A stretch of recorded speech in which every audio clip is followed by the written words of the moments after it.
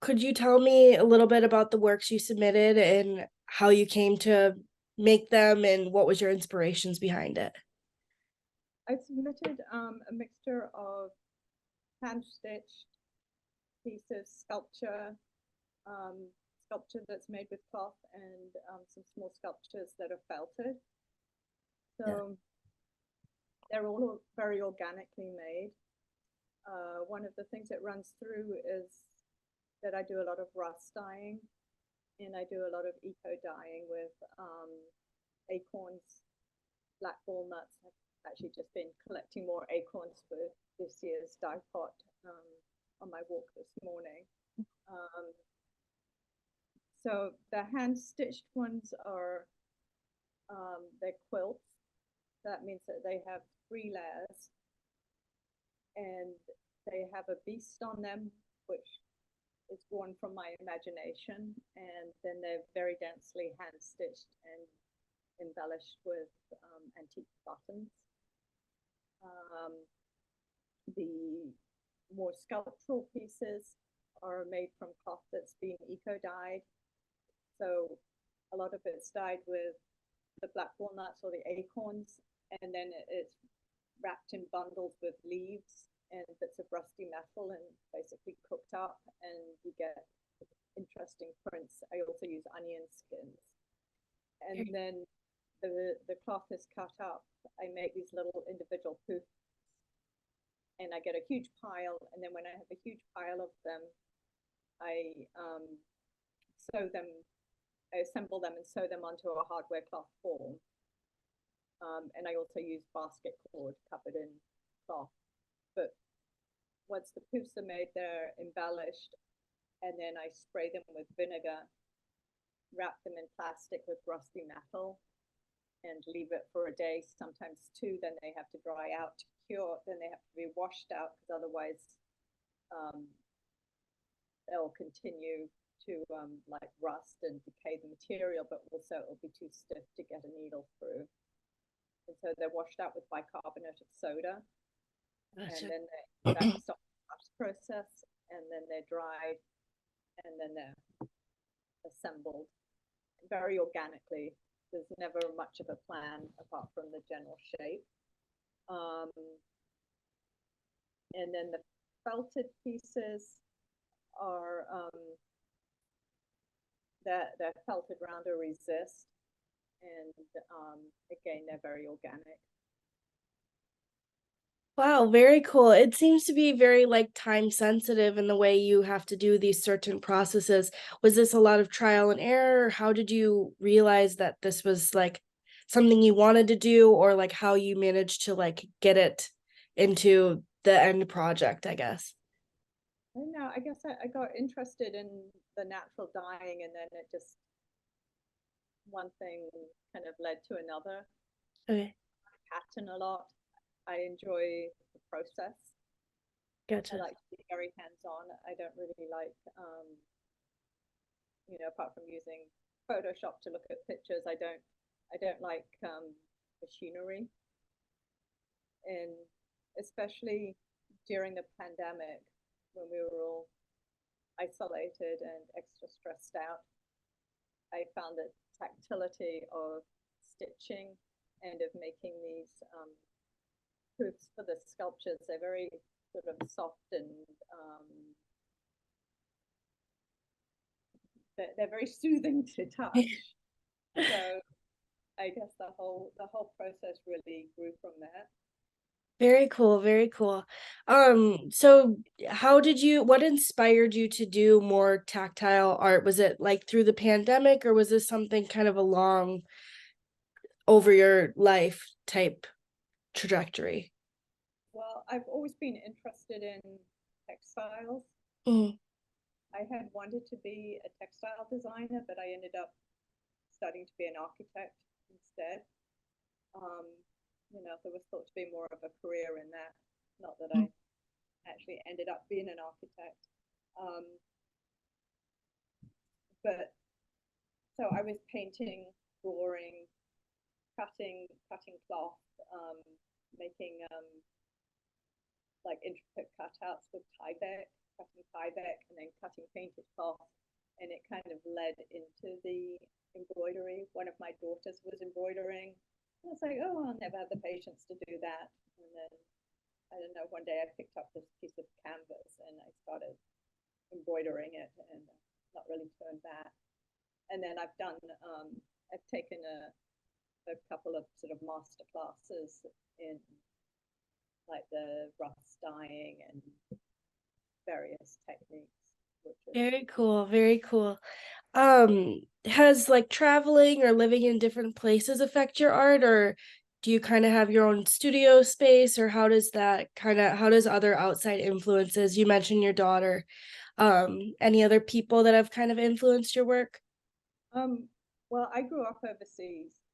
So Okay. I grew up in Africa. So, we travel around a lot.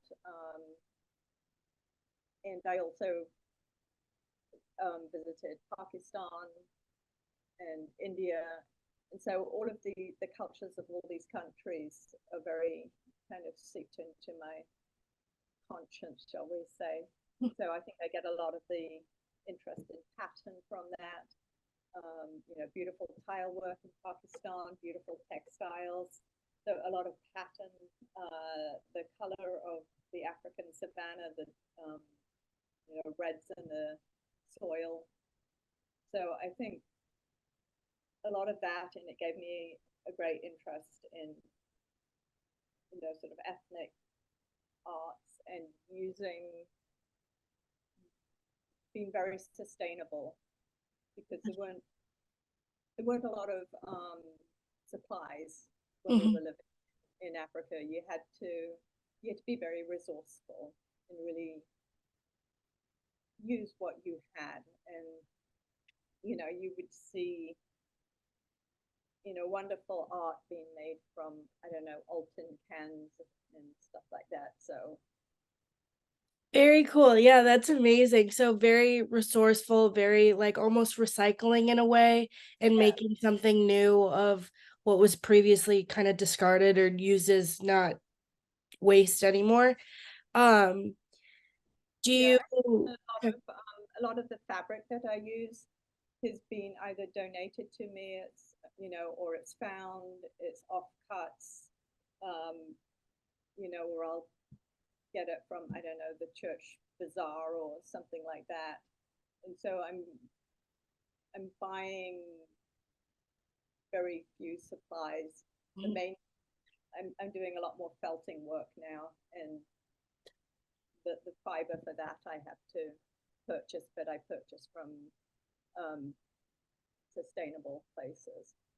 Very cool, very cool. So do you pick up inspiration like you said you were picking up other acorns and whatnot for your next project? Do you find inspiration through just walks, or like how do you pick apart that? Is it just kind of everyday occurrences that you find something special in, or I'm looking at nature a lot. I'm looking at different patterns like root patterns or lichen, mosses, um, just different stuff, forms found in nature. But then I'm also looking a lot. I look at Pinterest, so I'm looking at a lot of other artists, and I tend to pin images, and then I don't really look at them again. I just look once, and then it seeps in because I don't want to be too influenced by that. And then I go out to galleries pretty often, and I'm looking at other people's work. very cool, very cool. Is there any specific kind of themes you pursue when you're looking for inspiration, or just what you kind of come across? Um, I mean, I guess I'm drawn to certain work. I mean, these days when I'm going to galleries, I'm mainly looking for textile artists, and then I'm looking at technique, I'm looking at ideas. Um, I might go around looking to see how they hang a piece or stuff like that. Is there any challenges you've faced along your artistic journey, or has it been pretty easygoing, I would say? No, never easy going. I don't know. I'm basically a self-taught artist. Gotcha. Okay, very cool. I didn't go to art school. Um, I worked for many years. I brought up two kids. And so it's only really recently that I've been able to really, concentrate more on the art. I work from a studio in my dining room. Very cool. Kind of small. There's not much space for spreading out. So, that can be a challenge. It can also be a challenge working in isolation. I actually have a residency at Manor Contemporary coming up, so I'm looking forward to having, it's not going to be a large space, but it'll be a little more space to work in, and also having other artists around me. Yes. Very cool. What would you say is like integral to your work as an artist? I would say working organically, Okay. being sustainable, texture and pattern is important. And then I've been very much influenced over the years by, I don't know if you know Edward Gorey's work. Okay, I have seen his work in the past. Very cool. Yes. So he's been a great influence, more so when I was drawing and pen and ink and stuff. But I'm kind of drawn to the slightly macabre. I like kind of slightly weird stuff. Mhm. Visually impactful, I like to say. Really impactful. Do you think there's anything very specifically unique about your voice as an artist? Is there something that you're trying to put as like a message behind your art, or anything you'd like to say about the works that you're submitting to the exhibition? I would say that I have a pretty unique voice. I think that basically in a gallery, people would see my work and they would know that it was mine, whether it was one of the stitch pieces or one of the sculptures. I haven't really seen anybody else doing anything quite like it, which I like being individual. But I guess, the working very sustainably, and my work tends to be very detailed. So the pieces take a long time to create. I kind of like that. I want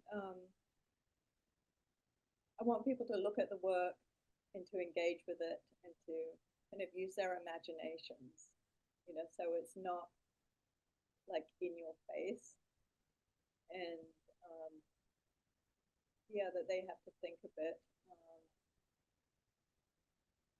And I also just want to give the message of being sustainable, being organic, and just like bringing enjoyment to people. That's really wonderful. I'm so happy that we were able to do this interview today. And I'm very excited to see your work up at Alfa Art Gallery. Thank you so much for meeting with me and scheduling the times and everything.